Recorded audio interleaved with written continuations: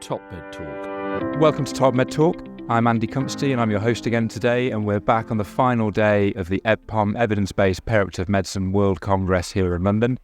And it's a real pleasure to have three familiar voices to TopMedTalk giving up their lunch break to come and chat to us again about a topic we've covered before on TopMedTalk, but we're going to get a hot off the press update of where it's all up to. So before we get into POQI, I'll ask our guests to introduce themselves.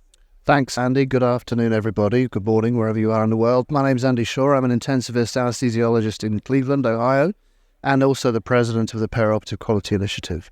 Happy to be here to talk about it. Hi, my name's Denny Levett, a consultant intensivist and perioperative physician in Southampton in the UK. So very happy to be chatting today about my experience with POQI.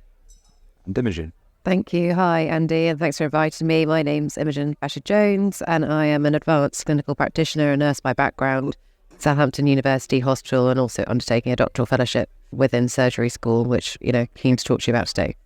Excellent.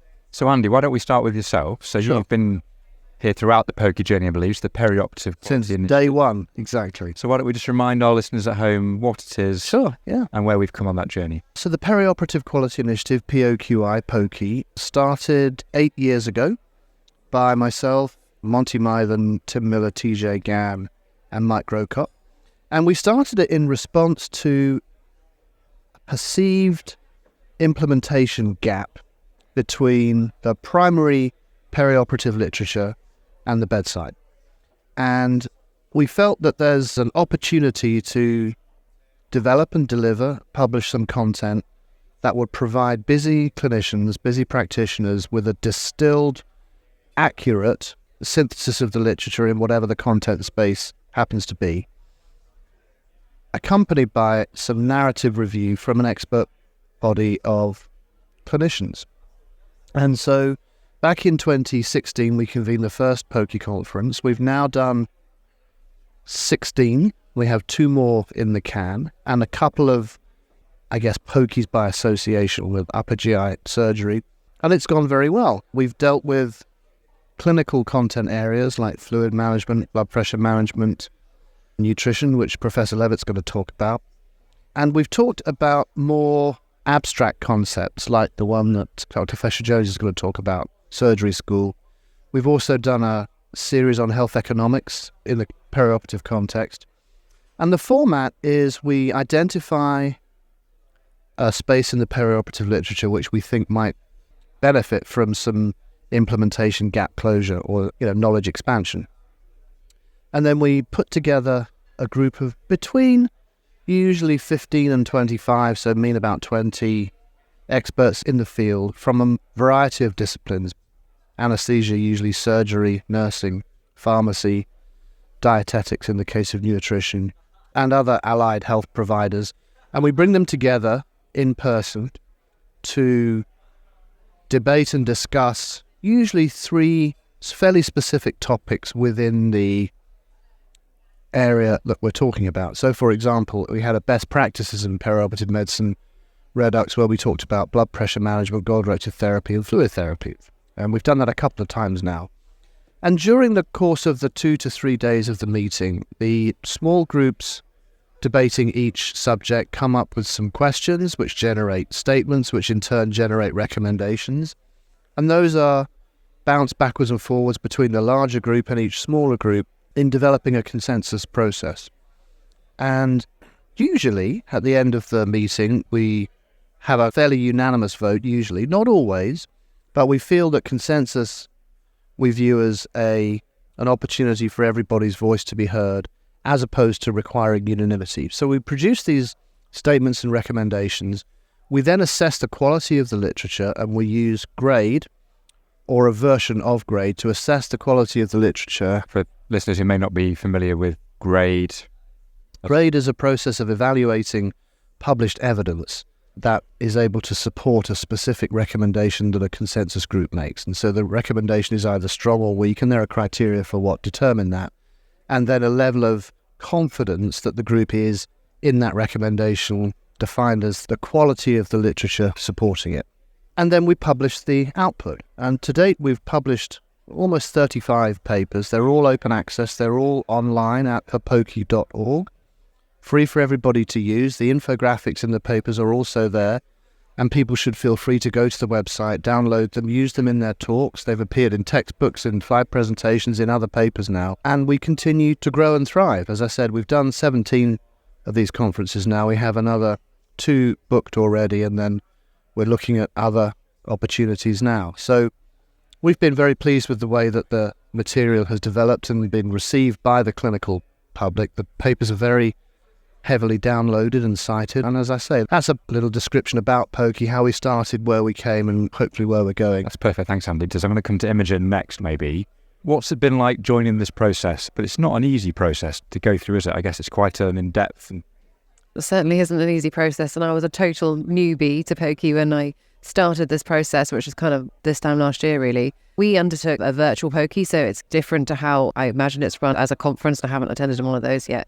But virtually, it was one of the most intense things I've ever done. I mean, we had over 12 hours of consensus meetings, which for some people were in the middle of the night because it was international. And, you know, in order to just cover so much ground, it is just continual discussion. I mean, to the point where you don't even really get much of a comfort break. You just keep going, and that level of focus, particularly in a virtual format, is really hard, you know, focusing on the screen. And then you obviously have the technicalities to manage at the same time. So I'd say it was absolutely awesome, brilliant, and I'm really excited with what we achieved, and I'm really hoping to be part of others. But yeah, certainly it's challenging, and the prep as well is considerable. So, you know, not to be underestimated, really. But yeah, a great experience. So I think the prep is not to be underestimated either. There's a huge amount of time goes in to these meetings, even before the meeting starts, to gather all the evidence, all the people together as well. But it's a really big undertaking, so well done to all of you for doing so many. Denny, why don't we start speaking about some of the specific ones then? So we've just heard from Andy, there's been 2 recent ones, including one, I believe, which you were involved with, perioperative nutrition. Yeah, absolutely. Actually, I was fortunate enough to be involved in both the nutrition one and the surgery school one with Imogen, because both are in my sort of perioperative interest fields. This weekend, we've been doing the face-to-face perioperative nutrition POQI here in the UK. It had an international faculty. There were 24 of us, and we were particularly interested in answering questions for clinicians looking after surgical patients, and our scope was all surgical patients, so both elective and emergency, asking the question, how can we best look after our surgical patients across the pathway? So we were looking at preoperative screening, assessment and interventions, and then what to do in the post-operative period as well, both in the patients who have a uncomplicated post-operative course and end up on a surgical ward, and those who spend some time in critical care. Again, as I think Imogen's alluded to, quite a lot of pre-work beforehand to review the literature in our 3 groups. I was one of the co-chairs, and our job really was to move from group to group just to make sure that over the course of the 2 days, we answered the questions that the whole faculty as a group had thought were most important, and came to consensus on both some recommendations for clinical practice, some clear statements about definitions which are important in the perioperative period, and also identifying where there are really large gaps in the literature, so priorities for research. But at the same time, which is, as Andy's already alluded to, I think one of the strengths of the POQI process and our output is that in the absence of evidence, high quality evidence in all areas, we provide for clinicians a indication of what, on the basis of expert consensus and the literature, is our best guess of what's the best thing to do now, obviously always understanding that we might revise that in the light of more evidence later. And we have, as a POQI, I wasn't actually involved in the last one, looked at perioperative nutrition previously. I think it was POQI number 2. It was POQI 2 in Stony Brook in New York, yeah. So in the context in that time, within an enhanced recovery program specifically. So we, as part of this, how the literature has changed in the interim, we reviewed all of our statements and outputs from that POQI, and indeed some of them have changed, which is in a way a good thing. It's reflected that the literature, and particularly in terms of supplements to perioperative nutrition, has evolved since we last reviewed it. It's great to hear that it started to come full circle almost now in that journey. Well, we've done this before. We had a return to blood pressure and fluids and hemodynamic therapy. Actually, this time last year in London. Those papers are literally just coming out now in the BJA. So with this idea that we want to revisit earlier work as the field evolves, we revise the right, like everybody should, to change your mind or change your opinion as new evidence or new concepts emerge. And that's what we were doing in Southampton this last weekend. very effectively. It's tiring. I think Denny would agree with that, but it's extraordinarily rewarding and very, like I said, when you see the work published and then being downloaded and then being read, people come up to you in conferences and say, thank you for trying to make some sense out of a complex space. It's extremely rewarding. And as I said, if it helps some people do their job at the bedside a little better, then we've achieved what we set out to do. Yeah, it's always a bit anxiety-inducing, usually around lunchtime on the first day when you've answered only one of your 13 questions, and then the mind becomes focused as you realise we've got a limited amount of time. So Imogen, we've just heard that it's gone round almost full circle for a couple of other topics, but I think surgery school is a new topic for POQI, is that right? I think it is, and it's kind of a little bit standalone when you look at the other POQIs, and that's why I was just so delighted when the POQI chairs said they'd be prepared to host this, because for me, well, it's kind of my life's work, surgery school. But I mean, at the moment, I'm setting out on my doctoral journey, trying to sort of design and assess feasibility on essentially a surgery school, a group preoperative education program, and looking at the gold standards. And starting out, I was just like, there aren't any gold standards. We actually don't know what is a surgery school, for example. You know, there's multiple definitions. You know, what should we include? How should we deliver it? And although there's lots of papers out there about surgery school, there's no really good quality randomised controlled trials, and there's just massive variation. So as a starter, I was just like, okay, before I can do anything, there's got to be some degree of consensus, and then being able to work through that with, the POQI team. And we ended up with a really diverse group of health professionals. I had 32 of them, nurses, psychologists, obviously anaesthetists, surgeons, geriatricians, physios, OTs. I mean, pretty much everybody joined. And that was just, that meeting of minds. What I thought, I went in with 30 different statements and recommendations, and we came out with 18 recommendations and 4 statements. And they weren't what I thought they were going to be. They'd really massively evolved. I'd sort of started out thinking, well, I know a lot about this subject. I've done masses of research on it already. But yeah, those minds coming together, we've moved so much further forward in those 12 hours. So I can't wait to finish writing it up and to be able to share it. And what's also really exciting is doing some work alongside with NHS England and the Perioperative Optimizations Programme, is they can't get their hands on this quick enough. They're already talking about implementation. We're already talking about a toolkit as a manual to take these guidelines and to be able to help organisations actually implement this in practice. And for me, as a researcher now, to know that actually I'm making an impact, straight away, I can't do it fast enough, is absolutely incredible.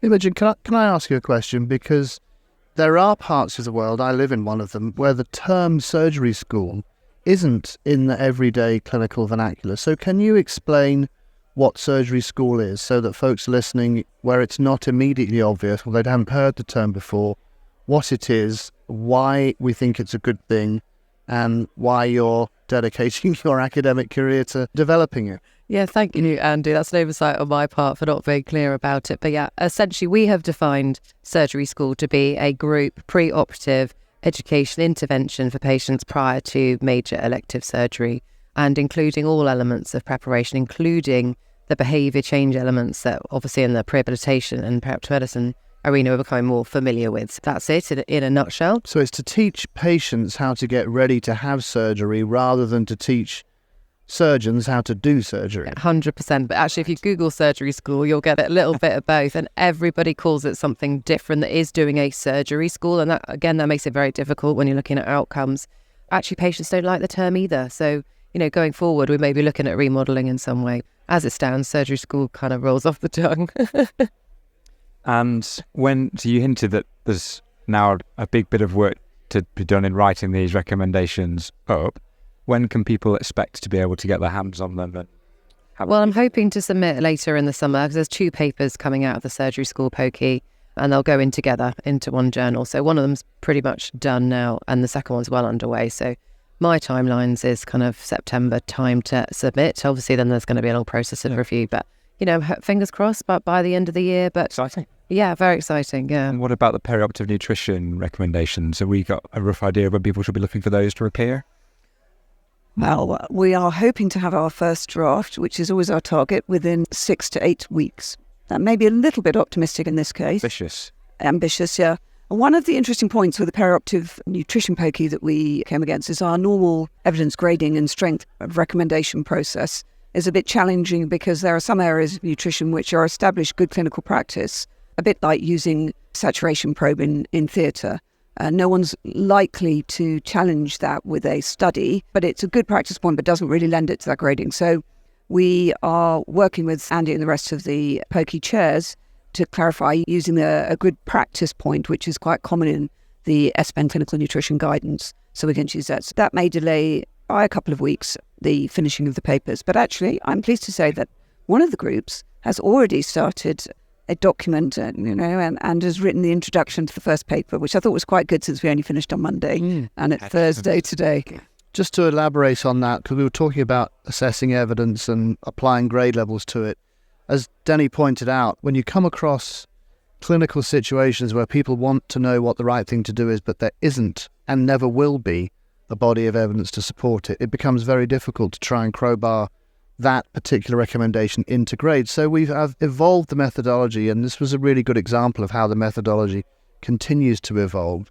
One of the things we're doing as a result is developing and defining a specific POQI playbook, if you will, for how to develop each specific type of published deliverable, and we'll publish that as well, so that in the future it becomes clear that if we're talking about for example, a formal guideline, that's one approach. If it's going to be an expert consensus document, that's another, and the spectrum of products in between. So clarifying the methodology is something that, as the organisation has matured over the last decade, has become increasingly important to do.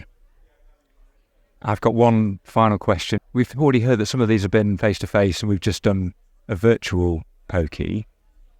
How does that change the process or change the feel of it or change the impact? Because again, we're feeling that with the conference world and the difference between face-to-face conferencing to hybrid conferencing to virtual conferencing.